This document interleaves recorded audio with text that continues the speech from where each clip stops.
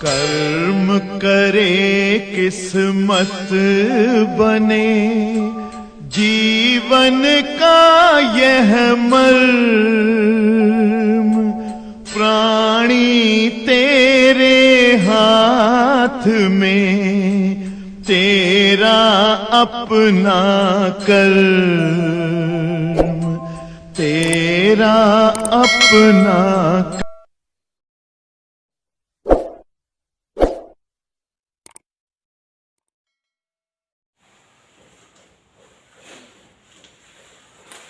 प्यारे बच्चों, हम लोग ये पढ़ चुके हैं कि अगर हम किसी वस्तु को उष्मा देते हैं तो वह वस्तु फैलती है। उष्मा पाकर वस्तुओं में प्रसार होता है, वस्तुएं फैल जाती हैं या वस्तुएं बढ़ जाती हैं। तो उष्मा पाकर वस्तुओं का फैल जाना या वस्तुओं का बढ़ जाना उष्मीय प्रसार कहलाता है। क्योंकि वस्तुएं तीन अवस्थाओं में होती हैं मान बेटा, ठोस होती हैं, द्रव होती हैं, गैस। तो आपको हमने जो है पढ़ाया कि ठोस को उष्मा जब दी जाती है तो ठोस पदार्थ तीन प्रकार से प्रसार दिखाते हैं। कभी ठोस का केवल लंबाई बदलती है तो ठोसों में रेखीय प्रसार होता है, और कभी ठोस को उष्मा देने से उसके क्षेत्रफल में वृद्धि होती है तो ये ठोसों का क्षेत्रीय प्रसार होता है, और ठोस को उष्मा देने पर उसके आयतन में वृद्धि होती है तो ये ठोसों का आयतन प्रसार कहलाता है। यही ना बेटा। तो ठोस में रेखीय प्रसार अल्फा, रेखीय प्रसार गुणांक निकाले थे, याद करिए।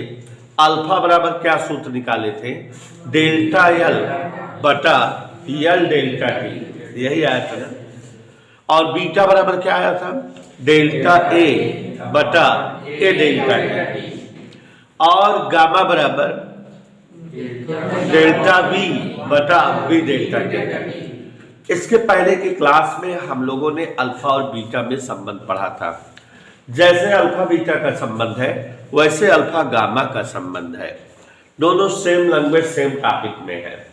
कल अल्फा बीटा का संबंध कराए थे, आज हम अल्फा गामा का संबंध आप सभी को समझा दे रहे हैं। ये टॉपिक खत्म हो जाए, उष्मा का आगे का टॉपिक चले। प्रसार गुणांकों वाला सारा टॉपिक आज खत्म हो जा रहा है। ध्यान से देखिए एकदम। जो लोग कल नहीं आए थे वो लोग जान लें कि कल हम अल्फा और बीटा में संबंध निकलवाए थे, लेकिन आज किस में संबंध बता रहे हैं? अल्फा और गामा में। तो अगर अल्फा गामा का संबंध आप समझ जाओगे तो अल्फा बीटा का संबंध आ जाएगा। नो डाउट डेविस एक ही जैसा है। देखो गामा में संबंध लाना है। गामा का मतलब डेल्टा बी बटा बी डेल्टा टी, माने आयतन की बात होनी है। मान ले बच्चों कोई एक घनाकार वस्तु है। कौन से आकार की? कोई घनाकार ठोस है। जब घन बोल रहे हैं जिसका मतलब इसकी सारी साइज बराबर होगी। तो मान ले रहे कोई घनाकार वस्तु है जिसकी भुजाएं एकांक है, माने भुजा 1 मीटर लंबी है। ठीक, ऐसे कल बीटा और अल्फा में संबंध निकालना था तो वहां एक वर्गाकार वस्तु लिए थे क्योंकि वहां क्षेत्रफल की बात थी। तो जैसे यहां घनाकार बोल रहे हैं वैसे वहां क्या बोले थे? देखो माना एकांक भुजा वाली एक, सभी लोग ध्यान दें, घनाकार वस्तु है। कितनी भुजा वाली बेटा? इसके पदार्थ का रेखीय प्रसार गुणांक, इसके पदार्थ का रेखीय प्रसार गुणांक अल्फा है, मान रहे हैं। अब इस वस्तु का आयतन अगर हम निकालें तो स्क्वायर की देखिए, वस्तु का प्रारंभिक आयतन, शुरुआत में आयतन, आयतन बराबर वस्तु हमारी किस आकार में है? घन के आयतन का सूत्र क्या होता है? भुजा क्यूब। तो 1 का क्यूब माने 1 का क्यूब करेंगे तो 1 आ जाएगा कि नहीं? आयतन आ गया। अब अगर वस्तु का ताप 1 डिग्री सेंटीग्रेड बढ़ा है। चूंकि गुणांकों में संबंध लाना है तो भुजाएं एकांक होनी चाहिए, ताप वृद्धि एकांक होनी चाहिए, ऐसी परिभाषा हम लोग पढ़ेंगे। वस्तु के ताप में एकांक वृद्धि होने पर भुजाओं में वृद्धि, यही दिमाग की बात है। भुजाओं में वृद्धि कितना होगी आपको मालूम होना चाहिए। इधर देखिए, इधर अब थोड़ा ध्यान दीजिए। रेखीय प्रसार गुणांक अल्फा बराबर नाड़िया वाला सूत्र होता है डेल्टा एल बटा एल डेल्टा टी, ये होता है। अब याद करो इसकी परिभाषा कैसे निकाली गई थी। नीचे वाले को 1, एल बराबर 1, डेल्टा टी बराबर 1, तो अल्फा बराबर क्या आ गया था। इसको कहानी में समझो ऐसा बेटा, दिमाग की बात है ये, और हमेशा जिंदगी भर के लिए याद कर लो। एकांक लंबाई की वस्तु, अगर कोई वस्तु जिसकी लंबाई एकांक हो और उसका ताप 1 ही डिग्री सेंटीग्रेड बढ़ाया जाए तो उसकी जो लंबाई में वृद्धि है वही उसका रेखीय प्रसार गुणांक होगा। मतलब इसका उल्टा, अगर कोई वस्तु इकाई लंबाई की हो और उसका ताप इकाई बढ़े तो उसकी लंबाई में जो वृद्धि होगी वो कितना होगी, अल्फा होगी। तो हमारी ये वस्तु कितना लंबाई की है, कितना ताप बढ़ा रहे हैं, तो इसकी लंबाई में वृद्धि कितना होगी, अल्फा, अल्फा होगी ना। डेल्टा बराबर अल्फा आ रहा है कि नहीं। अगर एकांक लंबाई की वस्तु हो, उसका ताप 1 डिग्री सेंटीग्रेड बढ़ाया जाए तो उसकी लंबाई में वृद्धि उसके रेखीय प्रसार गुणांक के बराबर होगी, माने लंबाई में वृद्धि अल्फा होगी। समझ में आया। तो उसकी लंबाई समझ में आ गया ना बस। लंबाई में वृद्धि कितना होगी, स्क्वायर जी, कंटिन्यूअस क्लास लो स्क्वायर जी, तो समझ में आता है नहीं, थोड़ा सा दिक्कत होगी ना बेटा। तो लंबाई में वृद्धि कितना होगी, पहले लंबाई कितना थी 1, कितना बढ़ गई अल्फा, तो अब लंबाई कितना हो गई, हो गई ना। नई लंबाई, इसलिए वस्तु का नया आयतन माने अब आयतन, आयतन भी बदल गया होगा। हाँ, भुजाघात 3 माने 1 प्लस अल्फा का a plus B whole cube का सूत्र होता है a cube plus b cube plus 3ab square plus 3a square b। सूत्र है a क्यूब b क्यूब, ये देखो ऐसे a plus B whole cube बराबर a cube plus b cube plus 3ab square plus 3a square b, ये सूत्र होता है। तो a क्यूब माने 1 का क्यूब, b क्यूब माने alpha cube, 3ab square 3a square b, क्या आ गया आयतन 1 plus alpha cube plus 3 alpha square plus 3 alpha. पहले आयतन कितना था, अब आयतन कितना हो, आयतन में वृद्धि डेल्टा बी, मतलब नए वाले आयतन में पुराना वाला आयतन। यहां तक समझ में आ रहा है। तो 1 plus alpha cube plus 3 alpha square plus 3 alpha क्या घटा देगा, 1 से 1 कितना आ गया,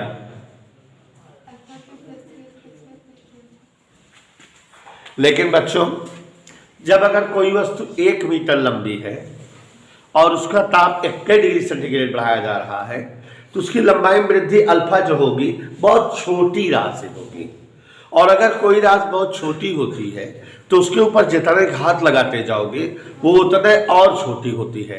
जैसे अगर 1/8 है, छोटी गिनती है, इसका स्क्वायर कर दो 1/64 और छोटी हो जाएगी, है ना।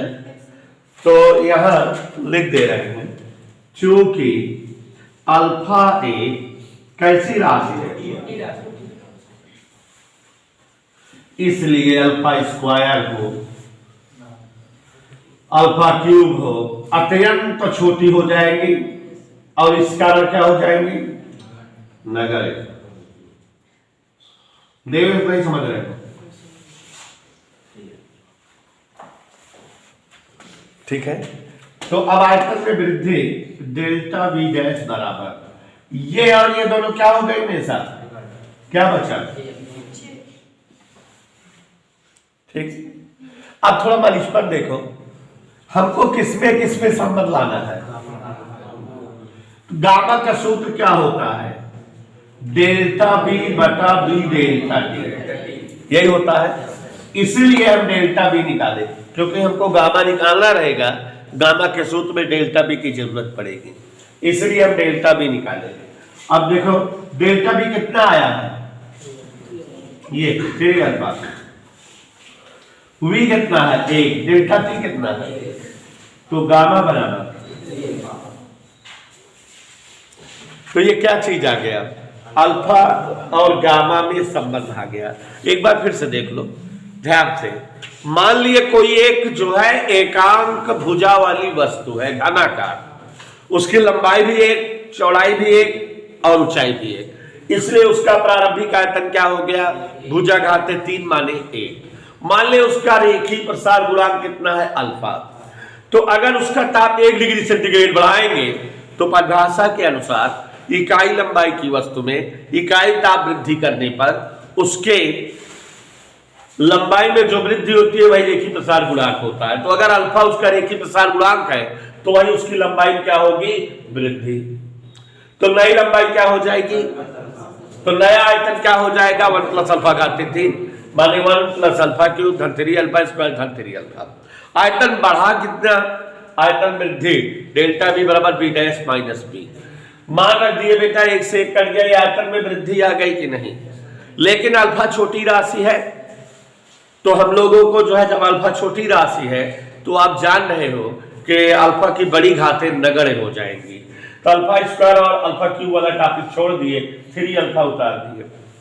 गामा बराबर 3 डेल्टा बी बटा बी डेल्टा टी मान धर दिए।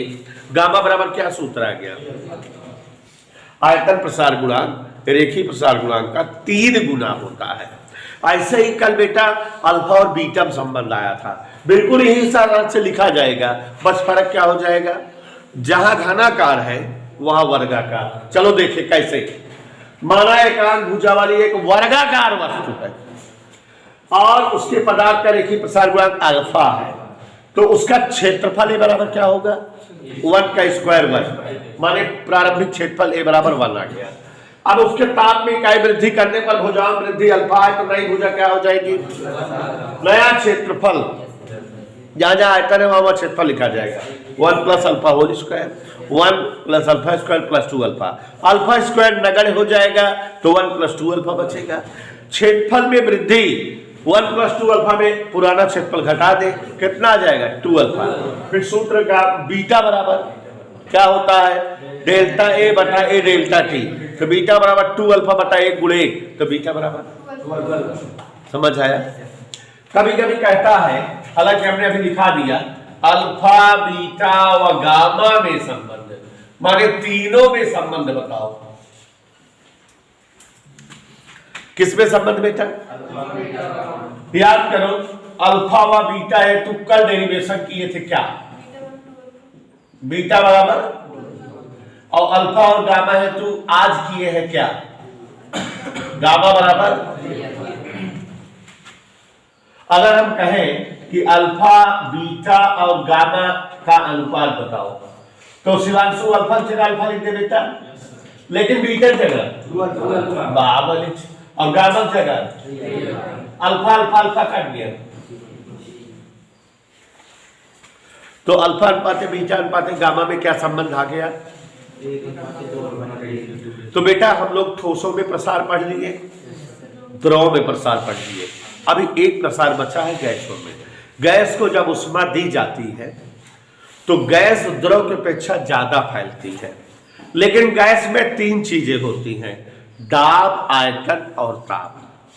तो गैस का बढ़ता क्या है उष्मा देने पर, आयतन, लेकिन 2 कंडीशन वहां हो जाती है कि कभी दाब स्थिर करके बढ़ाओ तो कभी ताप स्थिर करके बढ़ाओ, है ना।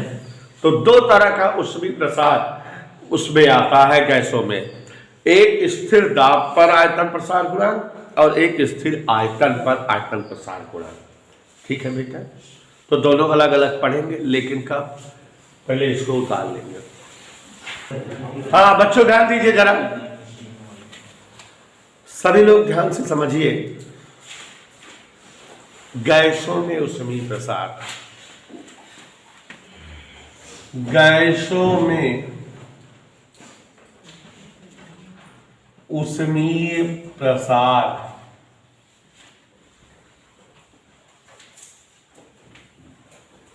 प्यारे बच्चों आप सभी लोग को बताना चाहूंगा कि अगर गैस को ऊष्मा दी जाती है तो जब गैस को ऊष्मा देते हैं तो उसका आयतन बढ़ता है, लेकिन द्रव से ज्यादा। द्रव का अगर 2 किलो ऊष्मा दे और आयतन थोड़ के बढ़े तो उतने गैस की दे दी तो आयतन ढेर बढ़ जाए। ठीक है, और गैस जानते हो फिजिक्स में क्या है, एक ऊष्मागतिक निकाय है जिसमें दाब, आयतन और क्या होता है बच्चों, ताप होता है कि नहीं। तो यहां ध्यान दीजिए, माना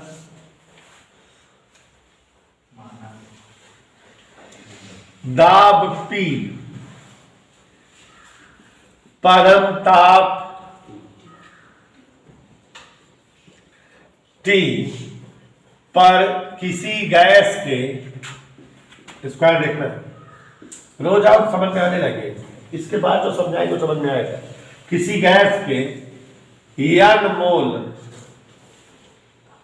एक्चुअली में बीच में आ गया, इसके बाद वाला समझ में आएगा।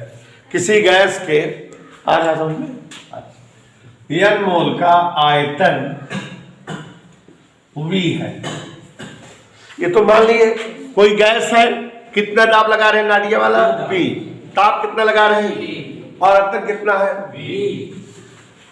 थोड़ा मिलके जाना तुमसे काम है बेटा। इसलिए गैस समीकरण से ध्यान देना, पीवी बराबर क्या होता है, यान आरटी, गुड, यही होता है, नहीं मानोगे। पी बराबर क्या होता है। अब बेटा अगर हम दाब स्थिर करके आयतन बढ़ा दें या आयतन स्थिर करके दाब बढ़ा दें, 2 चीजें कर सकते हैं। तो देखो, नियत दाब पर, माने दाब नहीं बढ़ना है, दाब बढ़ाएंगे तो आयतन बढ़ जाएगा कि नहीं। डेल्टा टी ताप पर आयतन डेल्टा वी हो तो, उन्हें सब नहीं समझे, कितना ताप बढ़ा रहे हैं उस समय आयतन में वृद्धि कितना है। तो ये सूत्र कैसे लिखा जाएगा, P into delta V, V बजाय और यहाँ एन आर तो कांस्टेंट है, टी बजाय, नहीं मानोगे। समीकरण 2 को 1 से भाग दे दो, दे दे P delta V N R delta T. कोई दिक्कत तो नहीं हुई, यहां तक असुविधा तो नहीं हुई।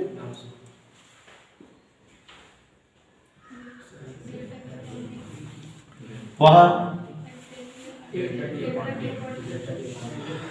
मजा आ सबका, डेल्टा टी ही अलावा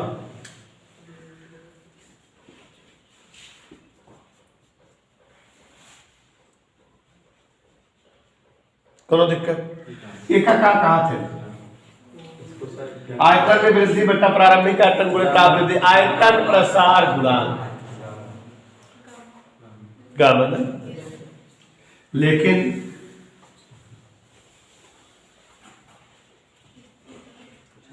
स्थिर दाब पर आया है ना, गामा सफिक्स पी, माने कब आई, कितना है, एक का समीकरण कह दी कौन, दाब स्थिर रखे रहे, अब की बार आयतन स्थिर रख दी का, पुनः स्थिर आयतन पर ताप वृद्धि डेल्टा टी होने पर दाब वृद्धि डेल्टा पी हो तो गैस समीकरण क्या हो जाएगा? ये वाला ताप स्थिर है, दाब कितना हो गया? तो पी की जगह नहीं मानोगे? यहां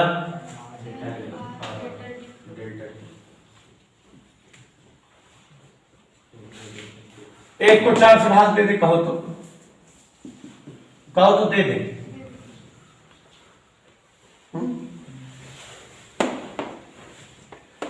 पीबी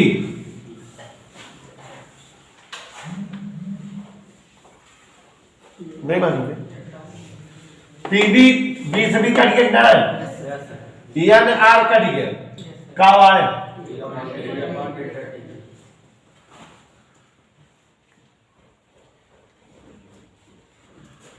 इतना समझ में आया? क्या गया? पलट दो दोनों तरफ।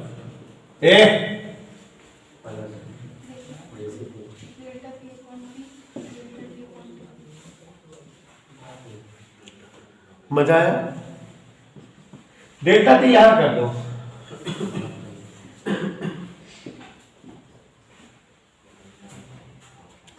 ये आ गया दाब प्रसार गुणांक, आ गया कि नहीं? यहां पर इसको हम लिख सकते gamma V, gamma suffix V. दाब प्रसार गुणांक स्थिर आयतन पर कितना है दाब? देखो दोनों बराबर आ रहे नहीं? क्या दाब प्रसार गुणांक और आयतन प्रसार गुणांक गैसों के लिए बराबर होता है और कितना होता है? समझ आया? इसका मान 3.3 × 10⁻⁴ के लगभग होता है। छाप लो। कमरे के ताप पर किस ताप पर बेटा? कमरे के ताप पर नियत ताप पर आयतन प्रसार गुणांक का मान 3.3 × 10⁻³ प्रति डिग्री केल्विन होता है। और 0 डिग्री सेंटीग्रेड ताप पर कितना?